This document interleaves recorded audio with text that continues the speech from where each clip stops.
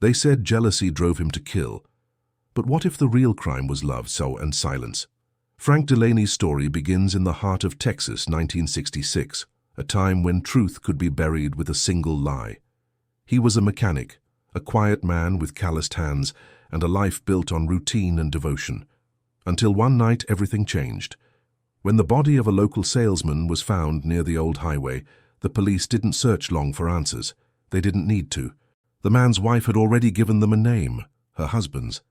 And in a town where gossip spread faster than evidence, that was all it took. For the next 6 months, the story of Frank Delaney became the talk of every diner, every church pew, every whispered conversation behind closed doors. Jealousy, they said. He couldn't stand to lose her. But no one ever asked why she lied. No one ever asked what she was protecting. Tonight, we open a story buried for decades. Her story of betrayal, silence, and a man who died believing that love could still forgive. Listen carefully, because the truth he left behind was never meant to stay hidden. Now tell us, from where are you watching this story unfold? Drop your city and state in the comments below, because tonight we remember the man whose only crime was believing in love. My name is Frank Delaney. I'm 66 years old, and in a few hours, they'll take me to that chair you've seen in the papers. The one they say is built for justice. But I suppose justice forgot about me a long time ago. I've spent the last 20 years inside these walls, waiting for someone, anyone, to believe me. At first, I thought the truth would speak for itself. I thought people who knew me, my friends, my neighbors, would remember the man I was. But in this world, a lie whispered loud enough can drown a lifetime of truth. I was a mechanic in Abilene, Texas. I fixed cars, worked long days, came home smelling of oil and metal. My wife, Helen, was everything I thought I'd ever need. She was gentle, soft-spoken, the kind of woman who made a place feel like home. At least, that's what I believed. When the police came that night, I was still at the shop. They said a man named Carl Bennett, a traveling salesman I barely knew, was found dead behind the service station, shot once in the chest. They said my wife had been seen arguing with him earlier that day, and then she told them I'd done it, that I found out about their affair and snapped. That was all it took. A jury of 12 people who didn't know me, a prosecutor who called me the jealous husband, and a judge who seemed tired before the trial even began. They said the evidence was clear. My fingerprints on the gun, her tears in the courtroom, and silence from me. But no one asked how my gun ended up outside when it was stolen 2 weeks before. No one questioned why the bullets didn't match my box of shells. They didn't want truth. They wanted closure. I didn't fight the way I should have. Maybe I was too shocked. Maybe part of me couldn't believe the woman I loved could do what she did. But she looked right at me, in that courtroom, in front of everyone. And she said, yes, he killed him. And that's when I stopped trying. You see, when someone you love becomes the reason you're condemned, there's a silence that no prayer can fill. I spent years waiting for her to tell the truth, to write, to visit, to say she was sorry. But she never did. They said she left town a month after the trial, remarried, changed her name. Maybe that was her way of burying what she'd done. All I had left was this cell, this tape recorder, and the sound of the guards walking the halls. Every night I asked myself the same question. Not why she lied, but how she lived with it. And maybe that's something I'll never know. But before they turn off the lights tonight, I want the world to know that I forgive her. Not because she deserves it, but because hate is too heavy to carry into whatever comes next. I didn't kill that man. but I did love the woman who let me die for it. And that was my biggest mistake. It's strange how quiet a day like this can be. You'd think there'd be noise, footsteps, voices, maybe even prayers, but there's nothing. Just the hum of the light above me, the smell of dust and bleach, and the ticking clock that no one ever winds. They say your last day is supposed to mean something. The chaplain told me this morning that every man finds peace before the end. But peace isn't something you find. It's something you earn. And I'm not sure I ever had the chance. I woke up before the guards came. Couldn't sleep much last night. I kept looking at the ceiling, tracing the cracks, like they were roads leading somewhere else. Maybe to the life I should have lived. Maybe to the truth I never got to prove. They gave me a clean shirt today. It still smells like soap. Not the kind from home. The kind that burns your skin if you leave it too long. They let me shave, too. Funny. I spent 20 years behind bars, and today they want me to look decent for the chair. I guess it matters how a man looks when the world decides to forget him. The warden stopped by earlier. Didn't say much. He's seen too many like me. Some guilty, some not. He looked at me for a while and said, "If there's anything you want to say, now's the time." I told him everything I needed to say is already here, on this tape. He nodded and left. I keep thinking about the things I'll never see again. The sky after the rain, the color of dawn on the fields outside Abilene, the sound of my old truck when it started on the first try. It's strange what your mind holds on to when everything else is slipping away. A few hours from now, they'll come for me. They'll strap my arms down, put the hood over my head, and flip the switch. Some will watch, some will turn away, and for a moment, there'll be silence. The same silence that's been following me for 20 years. But before that happens, I wanted this moment. To sit here, look straight into this camera, and speak to whoever's willing to listen.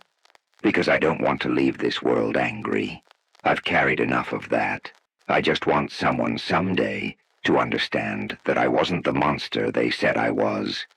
I was just a man who trusted the wrong person. If I could go back, I wouldn't ask for a different life. Only a fair one. One where truth mattered more than appearances. Where a man's silence wasn't mistaken for guilt. So if this really is my last day, I'll spend it doing what they never let me do in court. Telling my side of the story, from beginning to end. And maybe, when this tape ends, someone out there will finally hear me. I was born in a small town outside of Abilene, Texas, in the summer of 1900. Back then, life was hard, but simple. You worked with your hands, you earned what you had, and a man's word still meant something. We didn't have much, but what we had was enough. My father was a blacksmith, strong, quiet, the kind of man who never needed to raise his voice to be heard. He used to say that fire could build or destroy, depending on the hands that shaped it. I think about that a lot now. How something as small as a spark can change everything.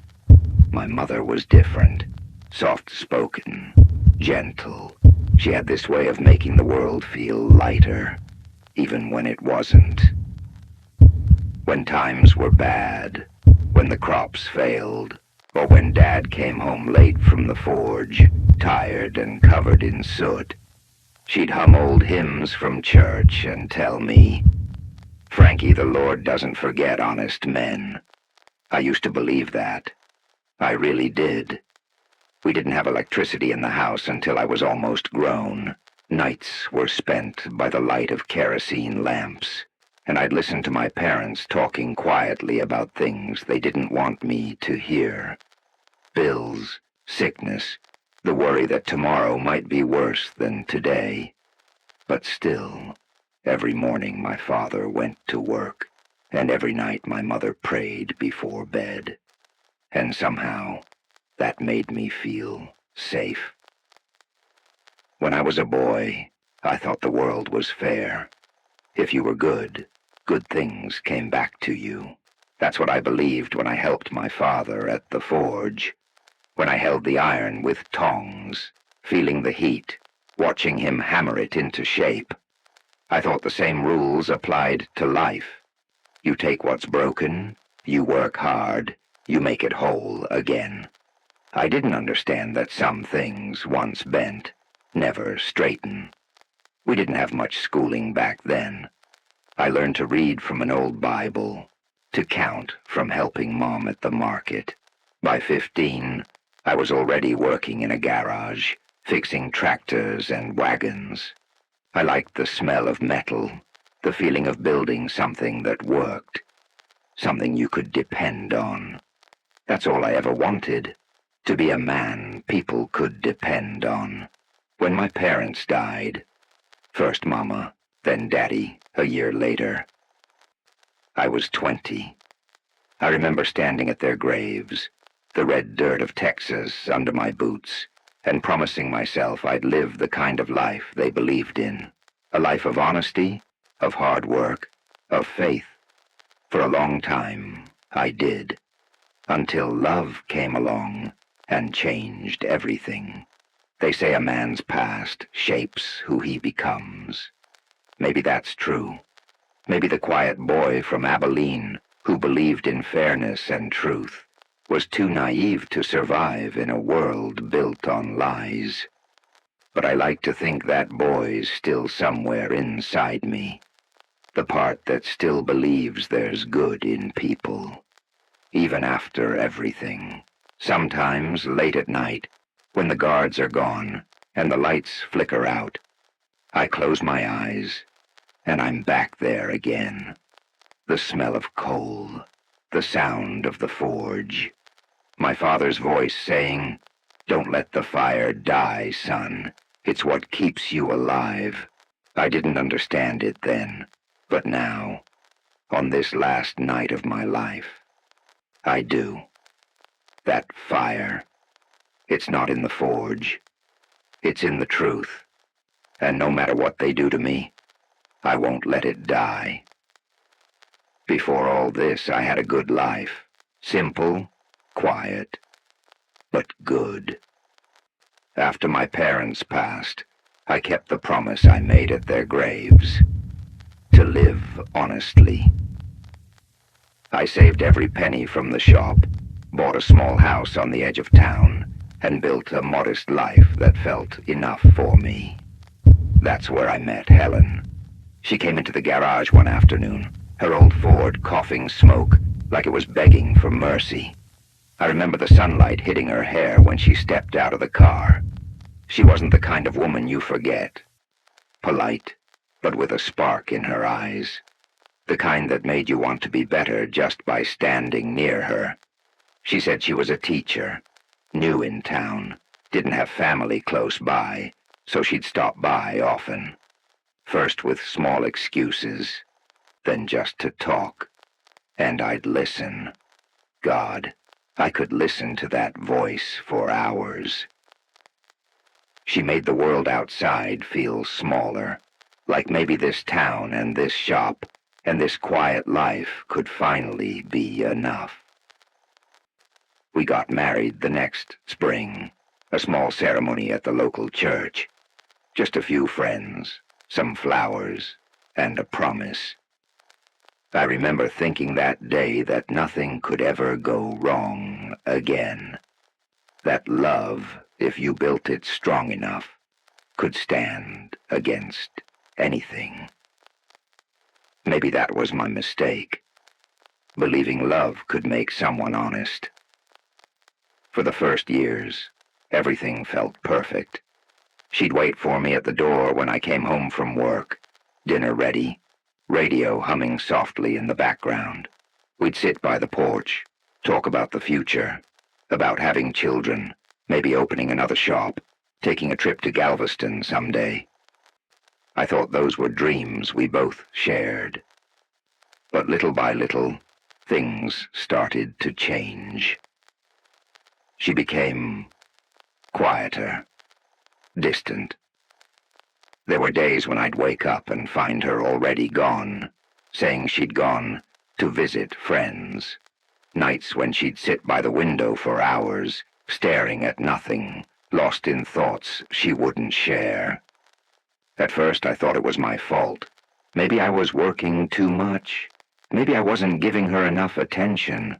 I started bringing her flowers from the market, taking her out on Sundays, trying to bring back the laughter we once had. But laughter doesn't come back when it's already left the heart. I remember the first time I saw her with him. Carl Bennett, a traveling salesman, charming, well-dressed, always smiling too wide. I saw them talking by the store one afternoon, too close, too familiar. When she noticed me watching, she looked away, not in guilt, but in fear. That's when I knew. I didn't need proof. You just know. I didn't yell, didn't accuse her. I went home, sat in the dark, and tried to understand how a love so real could turn so false. For weeks I said nothing. I still cooked her meals, still fixed her car, still told her I loved her before bed. Because sometimes holding on to something broken feels safer than letting it go. People think betrayal comes all at once. A scream, a fight, a door slammed shut. But it doesn't. It comes quietly, like a crack in the glass. You don't notice until it's too late, and suddenly everything you built together shatters. Looking back now, I think the man I was died long before they sentenced me. He died the night I realized the woman I loved had stopped looking at me the way she used to. And from that moment on, every day felt like a slow funeral for the life we'd lost. The night everything changed was colder than usual for Texas. October 12th, 1965. I remember it because the air smelled like rain, and Helen hadn't come home yet. She said she was visiting her friend Margaret, but I knew better.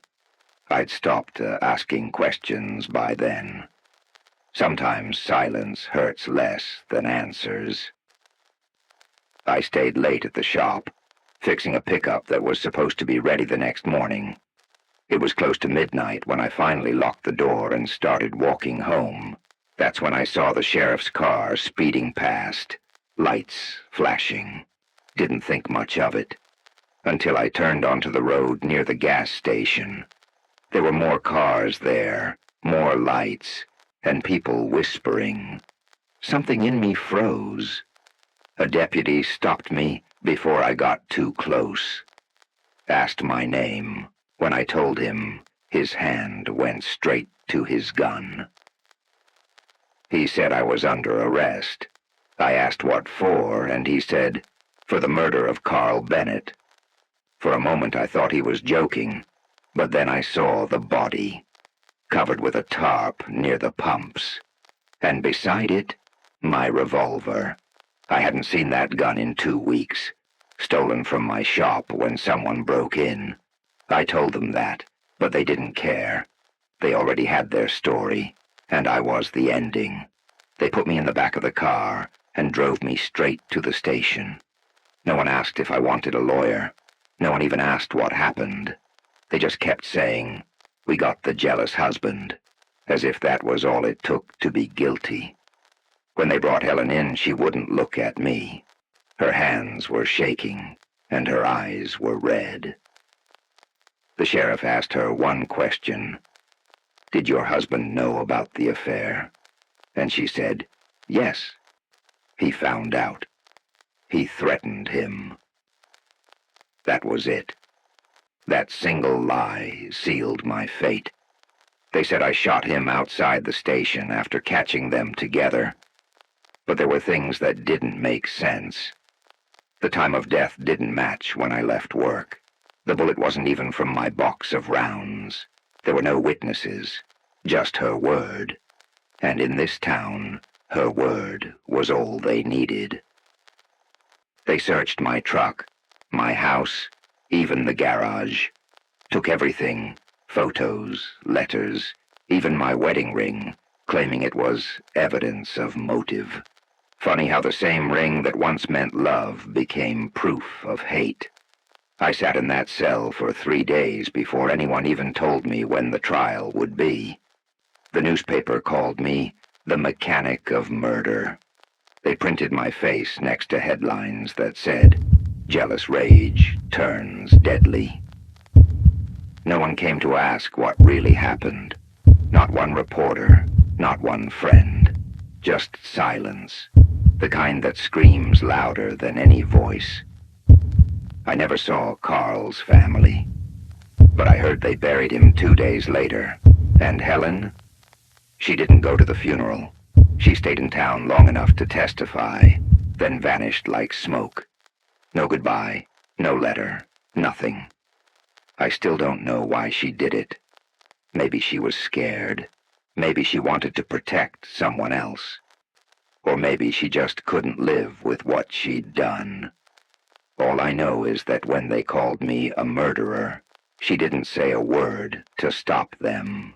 And that silence has followed me ever since. The cell they put me in that first night was small. Barely enough room to lie down. The walls smelled of rust and sweat, and the floor was cold enough to steal the warmth out of my bones. I remember thinking that maybe, once they realized the truth, they'd let me go. But the truth doesn't matter much when everyone's already decided who you are. The first interrogation lasted 6 hours. They didn't ask what happened. They told me what they thought had happened. They said I followed Carl, shot him, and left my gun beside him out of guilt. Every time I denied it, they'd laugh and say, "You're only making it worse for yourself." They didn't want answers. They wanted a confession. The sheriff, a man named Wilson, had known Helen's family for years. He'd stop by the house sometimes before all this. Polite smiles, coffee at the table. Now he looked at me like I was less than a man. He said, "You disappointed her, Frank. She needed love, and you gave her silence." I didn't understand then, but later I realized he wasn't just defending her. He was protecting himself. They gave me a lawyer 2 days before the trial, a man named Clark, barely out of law school. He told me not to speak too much, to trust the system.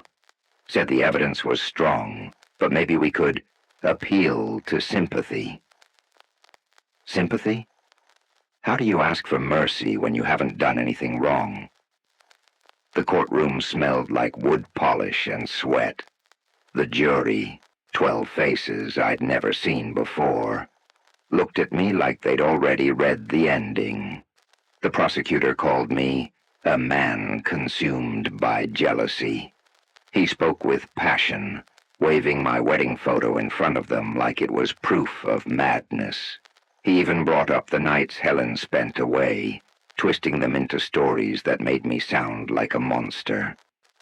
When Helen took the stand, I thought, maybe she'd tell the truth this time. Maybe she'd look at me and remember who I was. But she didn't. She sat there, hands trembling, eyes full of tears. The perfect victim. She said I screamed, that I hit her, that I swore I'd kill anyone who came between us. None of it was true. But in that moment, truth didn't matter anymore. My lawyer barely spoke. When I told him about the stolen gun, he said it was too late to change the story. When I begged him to bring witnesses from the shop, he said we didn't have time. And when the verdict came, it took less than an hour. Guilty. Just like that. The judge never looked me in the eyes when he read the sentence. Death by electric chair. He said, "May God have mercy on your soul." Funny thing, I don't think God was ever invited into that courtroom. The reporters filled the hallway afterward, shouting questions. "Did you kill him, Frank? Do you regret it?" I didn't answer, because no matter what I said, they'd twist it. They always did. By the time the paper came out the next morning, my story was gone, replaced by headlines that called me the jealous killer. And people believed it, because lies are easy to love when the truth is inconvenient. When they brought me back to the county jail, the guards didn't speak. Some looked at me with disgust, others with pity. But pity doesn't save a man from dying. That was the day I stopped believing in the system, because the system wasn't built for men like me. It was built to make sure that once you're accused, there's no way back. And in that moment, sitting in that cold, silent cell, I realized something I'll never forget. Justice isn't blind. She just looks the other way. You don't realize how quiet the world becomes until everyone stops saying your name. After the trial, it was like I'd died long before they ever set the date. No letters, no visits, just silence. My sister, Mary, she was the only family I had left. We hadn't spoken much in years, not since I married Helen. She never trusted her, said there was something in Helen's eyes that didn't match her smile. I used to laugh it off, told her she was just being protective. But after the verdict, Mary sent me one letter. Just one. It said, "I don't know what to believe anymore, Frank, but I pray you find peace." That was the last time I heard from her. I wrote back dozens of times, each letter shorter than the one before. At first I tried to explain, then I just begged for her to come, to look me in the eye and tell me she still believed I was her brother. But the letters never came back. I think she stopped reading them after a while. Or maybe she just couldn't bear to. Some people grieve by remembering. Others grieve by forgetting. And maybe forgetting me was the only way she could live with it. The worst part wasn't the silence. It was the way it echoed. Every guard who walked by, every man down the hallway who whispered my name. It all reminded me of the people who weren't there. When you're on death row, you count the ones who stay. Most men count 0. I was no different. Sometimes the chaplain would stop by, bring me a Bible, ask if I wanted to pray. I tried, but it's hard to pray when the only thing you want is to be seen. I didn't need forgiveness. I needed to be remembered. Helen never wrote. Not once. Not even to say goodbye. For years I told myself she would. That maybe one day, when the guilt became too heavy, she'd send a letter. Something small. A few words to tell me that she knew the truth. But nothing ever came. And after a while I stopped expecting it. The newspapers moved on to other stories. Newer crimes, fresher scandals. The world forgets fast. The town I once called home stopped saying my name. People crossed the street when they passed my sister. Some called her the murderer's kin. Others said I got what I deserved. It's strange how people need someone to blame even when they don't know the truth. The prison chaplain told me that pain is the price of love, that you only suffer because you cared deeply once. Maybe he's right, because no matter how much time has passed, I still see her face, not Helen's, Mary's, the way she looked at me the last time we spoke, her eyes full of fear, like she was already losing me, and in a way, she was. Every man in here has something he lost, a wife, a child, a piece of himself.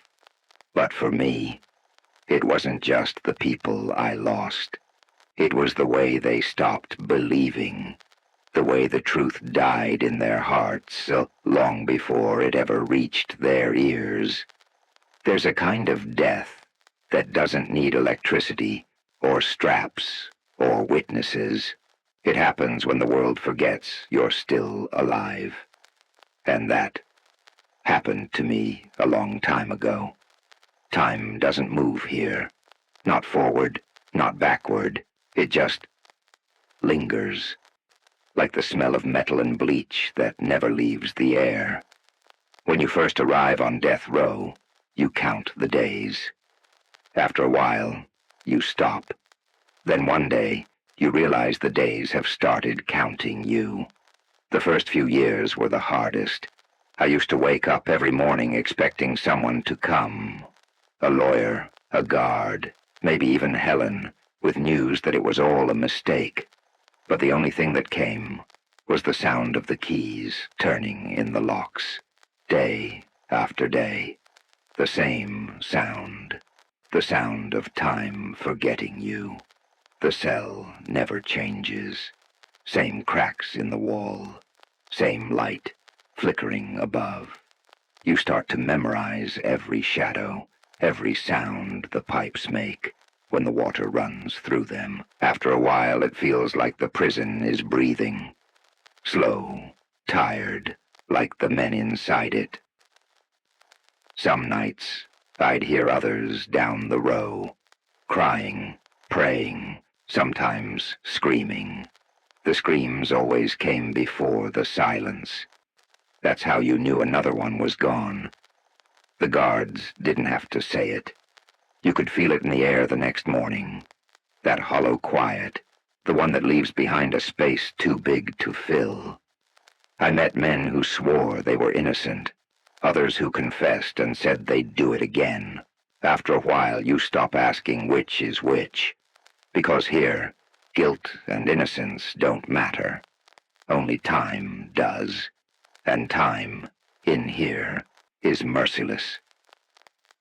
I learned to survive by making routines. I'd wake up before sunrise, do push-ups until my arms burned, then sit by the window and watch the light crawl across the wall. That light was the only thing that reminded me the world still existed out there. A world that didn't remember my name. Sometimes the chaplain would visit, bringing coffee and scripture. He told me that waiting was a kind of grace, that every day I woke up was another chance for forgiveness. But I wasn't waiting for forgiveness. I was waiting for truth. And truth doesn't come easy to men like me.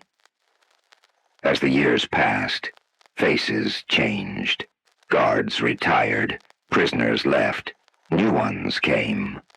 I stayed, always in the same cell, always with the same number on my uniform.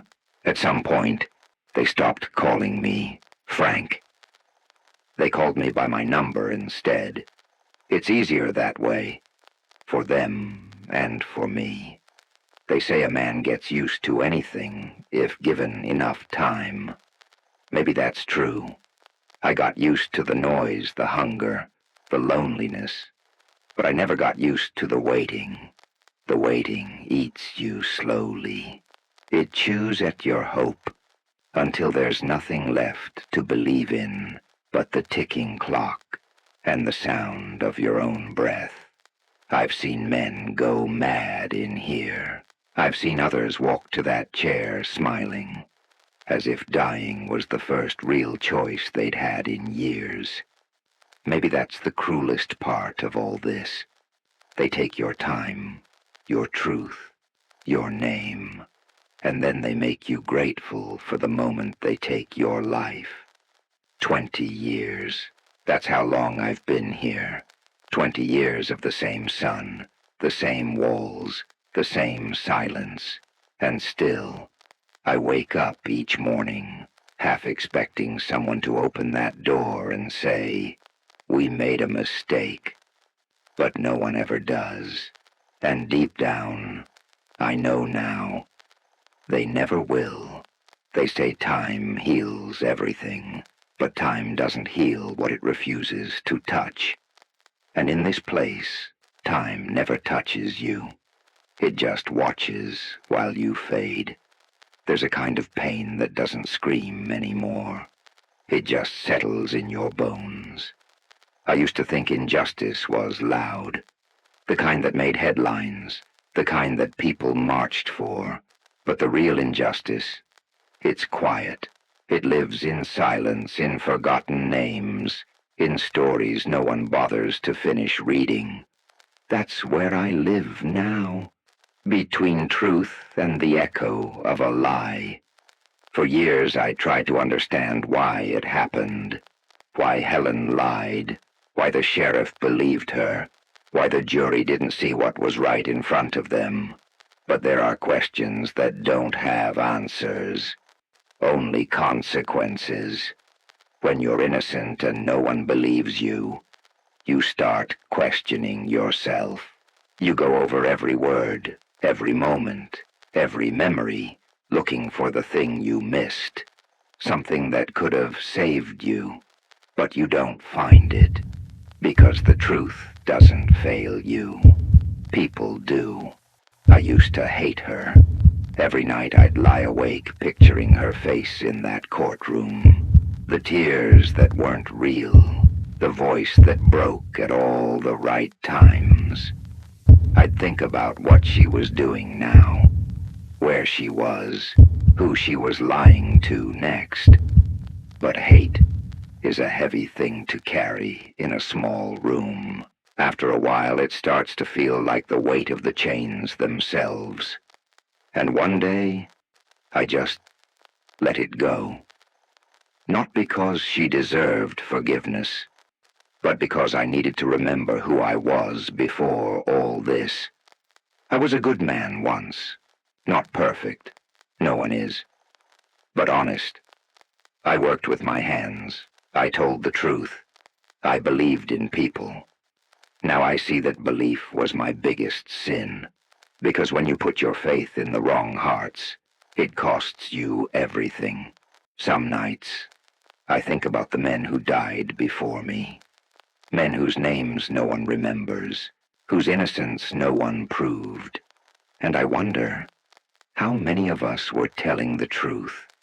How many went to that chair praying for the world to listen, and the world never did?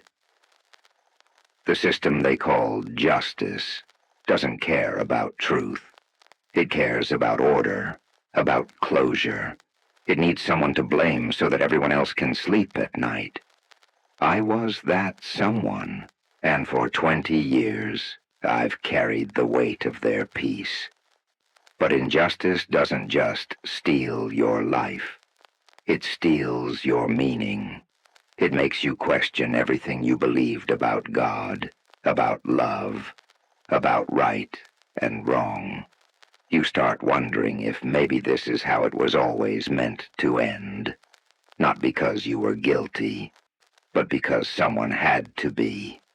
Sometimes I still dream about freedom. Not the kind where I walk outside these walls, but the kind where I can finally speak without being interrupted by disbelief. Where someone listens, really listens. Maybe that's why I'm doing this. Maybe this tape isn't about proving I'm innocent anymore. Maybe it's just about being heard before I'm gone. Because in the end, that's all any man really wants. Not mercy, not fame, not even justice. just to know that the truth didn't die with him. Tonight is quiet, quieter than usual. Even the guards whisper, like the walls themselves are holding their breath.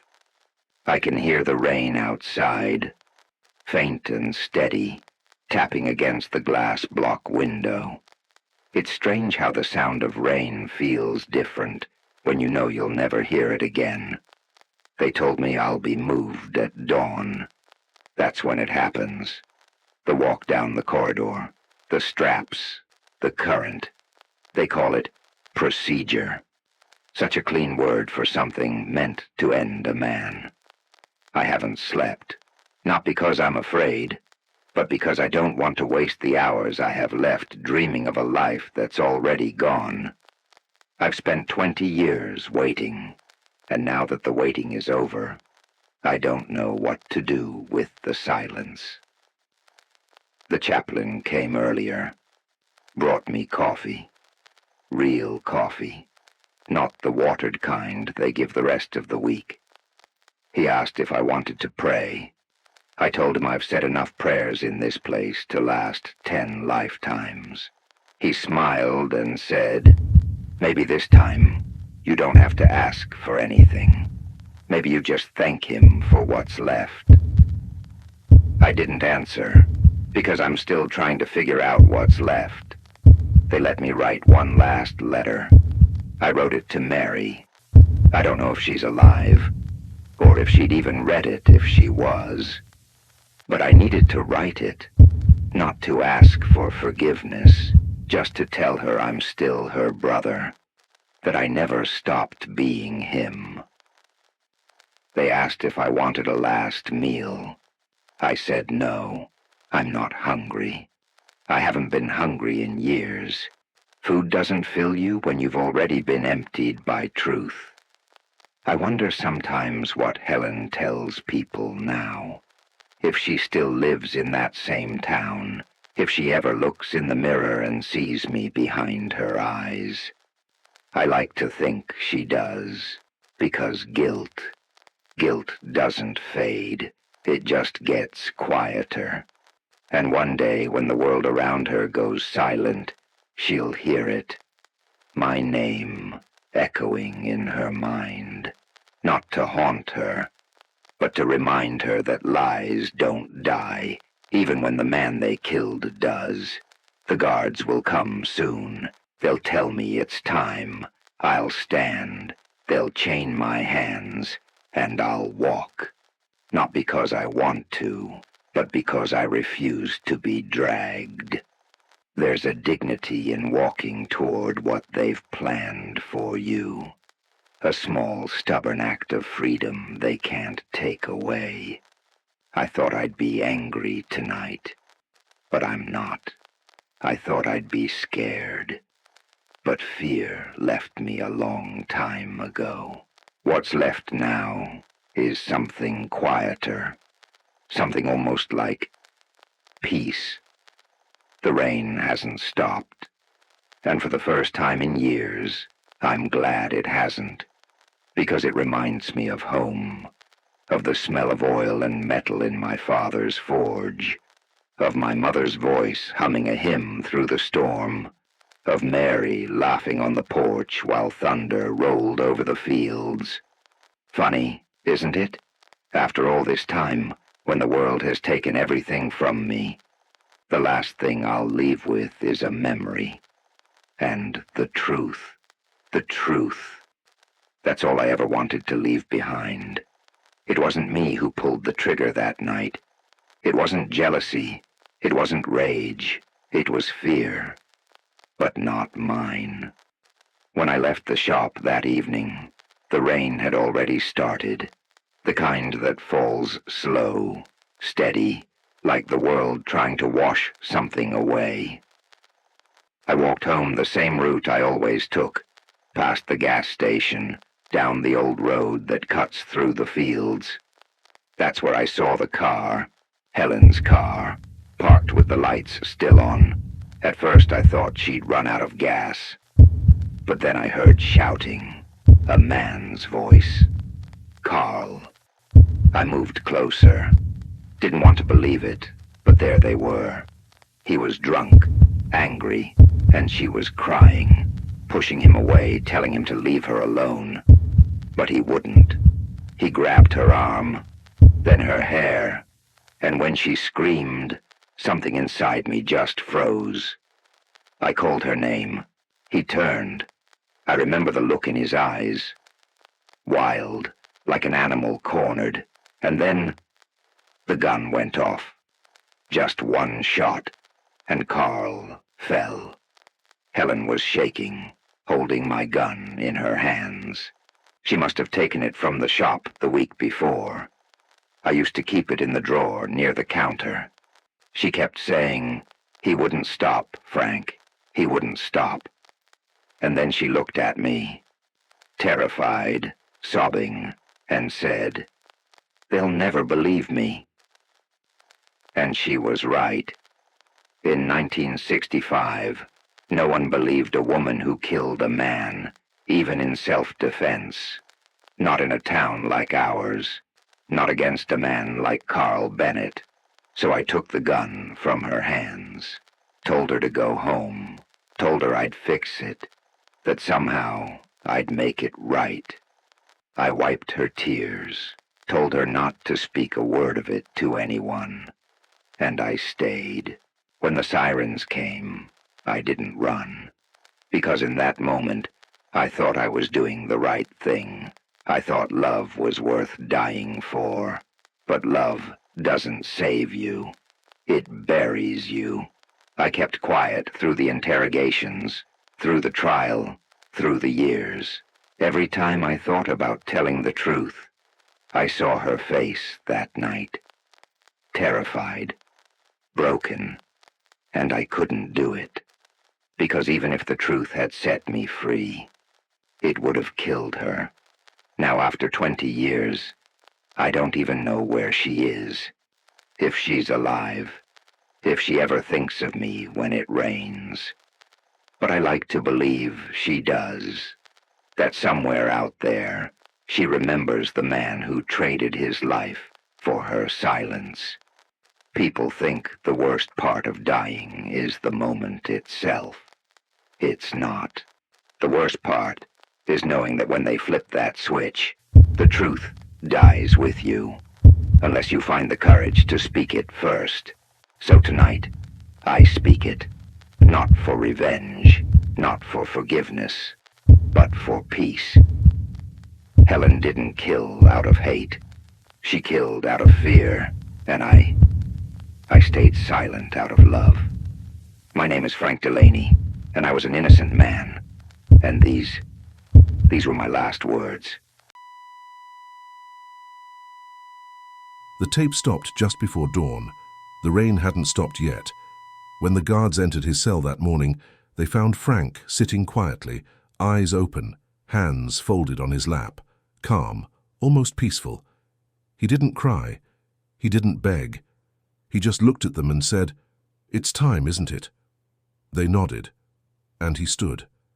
They say he walked to that chair without hesitation, that he thanked the chaplain, that he even smiled before they covered his eyes.